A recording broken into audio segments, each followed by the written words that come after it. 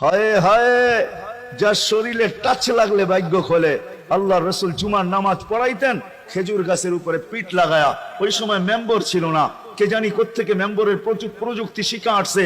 আইসা বলছে, ইয়া রাসূলুল্লাহ, মেম্বর বানায়া দেই। আর কতদিন দাঁড়ায় দাঁড়ায় খুতবা দিবেন? মেম্বরে উঠবেন, বসবেন, খুতবা দিবেন। তো খুদ মেম্বর যখন বানায়া দিছে, আল্লাহ রসুলেরও পছন্দ হয়েছে, দাঁড়ায় দাঁড়ায় আর কতদিন খুতবা দিব? মেম্বরে পা রাখতে দেরি, শুকনা খেজুর গাছ বাচ্চার মতো কানতে দেরি করে নাই।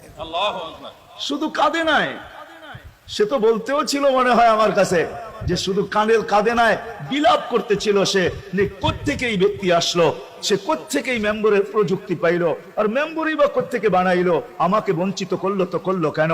আল্লাহ রসুল তার কান্নার আওয়াজে নিচে নেমে আসছেন, হাত বুলাইতেছিলেন, সান্ত্বনা দিতেছিলেন, তোকে ছোঁয়া দিতে থাকবো, পায়ের নিচে রেখা দিব, তোর গায়ে ছোঁয়া দিয়া মেম্বরে উঠবো।